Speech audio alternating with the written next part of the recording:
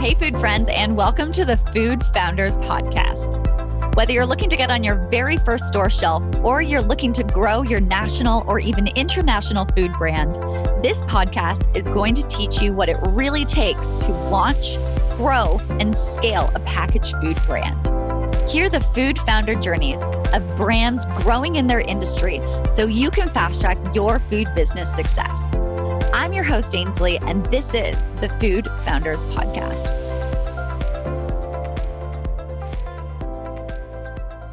Hey everyone, I am here with Kamlesh Karaf from Munchy Pops, and today we're going to be talking about Munchy Pops, how they got to where they are today, and how Kamlesh has got the brand to where it is today. So Kamlesh, welcome to the Food Founders Podcast. Thank you, Ainsley. Thanks for having me here. Really excited to have you here. Pleasure to be here. And just want to open it up. Can you just talk about what is Munchy Pops and who exactly is Munchy Pops for? Sure.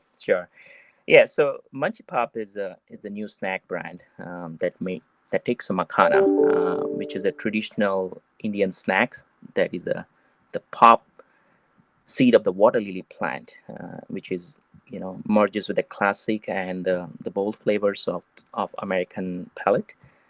We got a salt and pepper, we got a smoky barbecue, white cheddar cheese. These are the flavors, as you know, will really appeal to many here in the America, right? Which while still introducing them to the exotic kind of a snack, while one yet to be known in the U.S. market. So it's a plant-based superfood snacks made of a pop water lily seed. Makhana, which is the main ingredient we use in the Munchy Pops product, which has been consumed for many years in India, and also considered to be a superfood snack. What it means is actually it's packed with plant-based protein, high in antioxidants related properties, as well as many minerals like magnesium, iron, zinc, and fiber too. So that's something really you would look as an healthy alternative and a substitute, right? It has a high nutrition value, as I said it, while serving and staying low in calorie and fat. So definitely, if you are in a hunt for weight loss related alternative snacks, that is it for, right?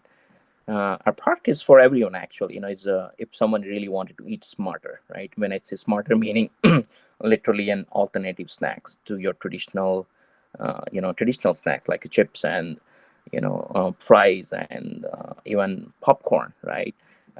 So anything that basically, if you think about it, it carries you through to the next meal, works it perfectly for your midday energy picker, or a great way to replenish your body after workout. So that's how we would see that. The ingredients are intentionally very simple, all natural, very easy to pronounce base content, where as you know it today, you struggle it, like when you flip the pack of any snack pack, there are 20 of stuff that is put in there which you really cannot pronounce, or we really don't know what it is, and that's something you get it, right? So that's what it comes to it. When it comes to Munchy Pop, it's also an awesome snack. I mean, it's good for parents, good for kids. We always joke about it as it's a kiddo friendly snack because it has a perfect texture, perfect crunch, and the taste profile, and then the seasoning we have it is really well resonant well with across the demographic and across the age grouping too, right? It's a versatile snacks. It's a tasty. Kids would love it. Mom and dads would love it too, because there's no prep needed. It's no guilt. So when your kids are asking and keep asking, you can keep pouring it, right, without any hesitation, right? So that's about Munchy Pops, right? So Munchy Pops, super food. And it is something that everyone can kind of enjoy at different parts of the day. And we don't need to feel guilty about our snacking anymore, which is great. Because it's I know for myself that crunch factor in something like Munchy Pops just makes it so addictive. So with something like this, you don't necessarily need to feel bad about it, which is great. Right, How right, right. how did you get into this business? We were talking a little bit before about, you come from a family of lots of entrepreneurs and that you didn't necessarily start out with this. So, what led you to create Munchy Pops? And yeah, what really happened there? Yeah, so to give you some background there, right? So I'm one of the co-founder here at Munchy Pops. Along with me, the two, uh, very seasoned entrepreneur. Tushar Gopani comes with a significant background in definitely running his own business in a professional services side, but also has done a bunch of business in the food sector. And the third person is Neil Savani. He's a small business owner running a franchise business in a food and beverage side. So he comes with a very technical, I would say hands-on experience in the small business side, really working with the consumer or consumer on a day-to-day basis, and really providing that excellence customer experience kind of services, right?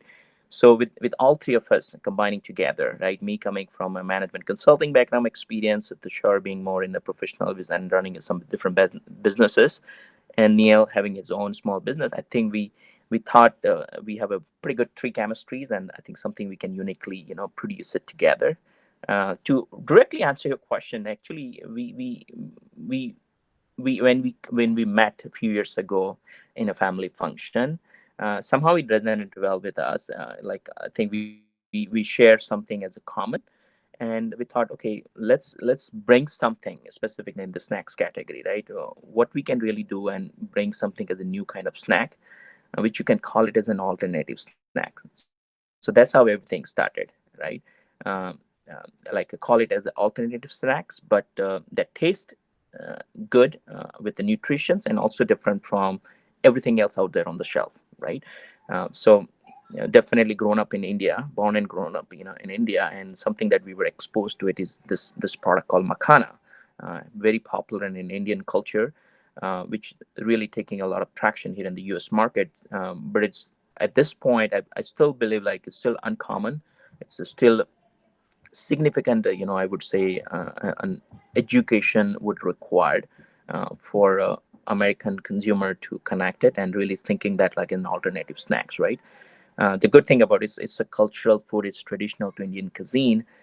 We thought it would be a great potential here to bring something like that here in the U.S. market, and share our loves and our spirit, and what we can offer to their guilt-free snacking, and delicious street kind of alternatives things. So that's exactly how it started. I think everything's comes down to what you're eating and what you're putting in your body, right? So we wanted to offer something which is good for you, and really you feel good when you eat it, right? Not for the sake of looking at the nutrition, but generally feel good, with your body and the overall how you approach it, snacks like this. So yeah. You talk about bringing this new ingredient and new snack to North America. How has that been so far? Do you feel like people are wanting to check this out? Do you feel like you need to really educate people about what it is? How are you overcoming the fact that people don't know what exactly a popped water lily seed is? Yeah, yeah. So far, we have done quite a few demos, and based on experience, certainly, it's like any new thing that you bring to the market, right? And I think what we are learning is there's a lot of acceptance to the market, primarily how the new buying behaviors are changing. People are very conscious about what they're eating, and specifically looking at the ingredients, looking at all the nutrition facts, right, that they're getting out of it. So I think it's really making a process a little bit smoother and easier. At the same time, this new generations are really open to try various different things, right? I mean, irrespective of binding any cultural component to it, but they're open to try something different that they have been exposed to it. And another thing I would say, the avenues where you can get these things, right? So I mean, I would say internet is open up a pretty widely, like you can literally Google anything and you can buy anything at your next door, right? Plus I would say retailers are also very open, putting something on their shelf, and really giving this new brand, new categories, an opportunity to bring it forward. So it's definitely a challenging as you imagine any new product or any new snacks, or at least for that matter anything new. It would definitely have an education, but I think there are a lot of avenues really helping us as a brand, or helping us as a category to bridge that gap and serve better to the communities, and better to the consumer market. So you've been getting some traction so far. More and more people are getting Munchy Pops into their home, and you're getting it into more locations. When you think about the growth of Munchy Pops from the very beginning to where you are Yep. today, what would be a big win that you can feel really proud of that you guys have been able to have to date? Yeah. Well, it's very little time, right? As you know, and we've been talking about it. Or officially, we want to launch at the Expo West, which was a month before. So very tiny time. But I would say the two things, as a brand, as a company, that we feel proud about. Right. One, when we put down this concept on the piece of paper, like we wanted to build something like this, we were very firm and very clear that we will produce it by ourselves, right? Literally, we'll produce it by ourselves, right? Uh, and it came through it with the multiple, conversation and discussion with the mentors, some of the like industry seasoned people. A lot of time we see that a brand approach to the co-packers and bigger manufacturing facility, but then your hands are very tight. So we were very firm, very clear about producing by ourselves, and very proud that we have our facility where we do it, right? Directly working with our suppliers. And I would say I use this term uh, in a way that doesn't make us comfortable, but our farmers who are very backbone to our ecosystem. We work directly with them. Directly with them, and really bringing that core ingredients, core product to our facility, and where we ground it up from zero to where we are today, right? So we literally can produce and cater to our retailer orders. We are not that big enough to cater national, but certainly support our local chains, support our online business, and really going from there. So starting something from ground up in a literally like 6-8 months time, I think that's a big win and big accomplishment. So we're really proud about that. So that's number one. Number two, what you see there today, like our launching of a new look, fresh look, really bringing colors of vibrancy, really connect well to our core ingredient, which is a pop water lily seed plant, which is grown up in a beautiful ponds, and you see this lotus flowers, right? It's a flourish flower.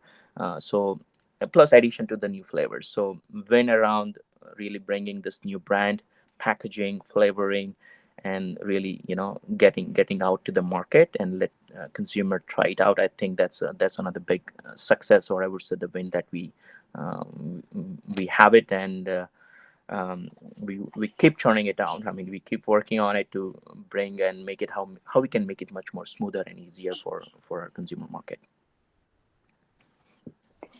Building on that, what do you find is one of the major challenges that you guys are faced with right now? Obviously, launching a new brand comes with a lot of challenges. Running your own, manufacturing facility comes with lots. Where are you guys at right now in terms of that next big challenge that you're working to overcome to help get you to that next level of success? You guys have launched, starting to get traction. There's always something next when we're talking about an entrepreneur. So yeah, what are you guys facing right now? Yeah, well, this is this questions, and it's in everyone's mind at this point, given what we're going through right now, right?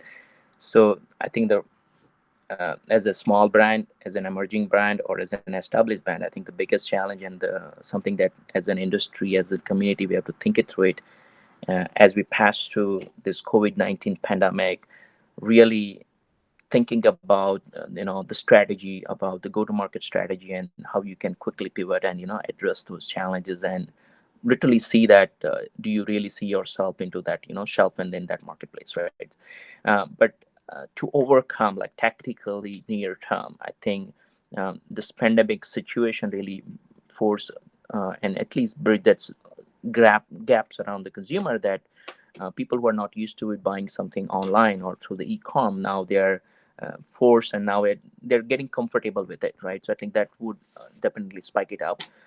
Having said that, we've been working extensively on increasing our fan following and really making a good authentic presence in the social media platform, right? So such as like a Facebook, Instagram, which is a great way of really communicating one-on-one basis and really catering and addressing some of the need. So that's something as an industry, as a new brand or established as challenge in this crisis and post crisis scenarios. But I think the good thing that we hearing in every webinar or every conference or everything where you go, I think everyone is on it, right? So all hands on the deck kind of situation. Everyone is trying to solve it together, and everyone's trying to do whatever they could in that's and contribute to that effort, right? So as a small brand, yeah, running whatever we could do, either running a campaigns as a giveaway campaigns, really sharing our mission with our the folks who have been working extremely hard and really creating an authentic fan base to really build a credibility of the brand and who we stand for it. So that's something as a challenge, and at the same time, it's good to have a challenge in the early days, and solve it and pivot it that way, right? I think you guys are going to be facing one of the, it's a really interesting piece that you just said there. It's good to face challenges in the beginning. And I think you guys have launched at such an interesting time that you are learning things way faster than everyone else, I'm sure. And you are in this mindset when you first launch of constantly pivoting as it is to figure out what's working in the market and what's not. And I do think that gives you a leg up because you were already in that open mindset of pivoting to what do people need? What do people want? Okay, let's do it, versus being in that fixed mindset of we've always done it this way. Now we need to change it. You don't need to worry about that right now. So I think it's a really big advantage for you guys. Yep. Yep. That's right. That's right. For anyone who has thought about starting a food company, is at the beginning stages, or maybe it's just a dream and they're kind of thinking about, wow, I make really delicious food. How do I turn this into a packaged food product one day? What advice do you have for anyone who is at those early stages or has ever dreamed of starting a food company? Yeah, I feel like you asking for a child asking for some advice, but well, so I could share from where what we learn, and I think what we stand for it, right? I think one thing comes to mind is really um, you know do it for the right reason. I think that's the best way you approach it, either as a product or services. In our example, I mean, we really wanted to work with the farmers who actually work extensively, in growing this kind of a product. And as being an grown up in India, we have seen it, and there is a lot of effort, and the whole supply chain is you go through it as a farmer is very painful, right? So something where you can stand behind to it, do it for the right reason, and you can really speak about it. I think that's very important. By way of this, actually, it's really giving back to the community for us as a new brand, and we would hope to we would hope to grow at some point and at least contribute more, and make it much more an authentic backbone to our company, right? So that's very important. It really helps us to our mission in terms of it helping us to remain socially and environmentally conscious, and it's basically it set the ethics and standards for the product and who we stand for. So I think that's only advice I would give it to the folks who are really wanted to dive into things like in the food, or it could be any industry, but just do it for the right reason. Really think it through, it who you stand, who you want it to be, and who you want to stand for it, right? So yeah, I put it caveat. I mean, we are too early to guide anyone, but at least something which we see it, and I think the new consumer, right?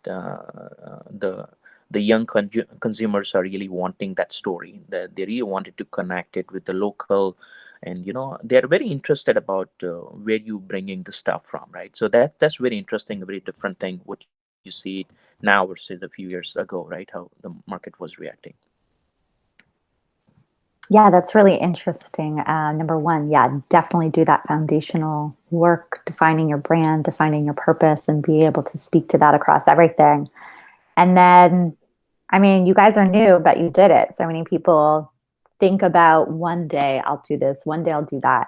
And you guys actually did it. So, regardless Yep. of how far along you are, I think that's something for anyone listening to take away. Like that first step is the most important step, really, because otherwise it never even comes to life. So, congratulations to you guys for taking that first scariest Thank you. step that you've taken. Yep. And finally, just want to wrap things up by getting a sense of what you think Munchy Pops pairs perfectly with.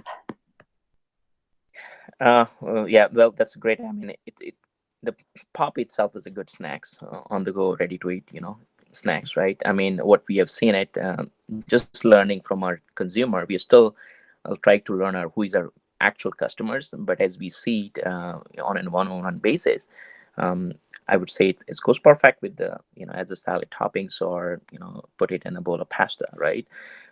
Specifically, our new flavor that we recently introduced, like our peri peri spice. It's really nice African style spice, along with crunchy textures, and the deliciousness. I think it's really perfect combinations.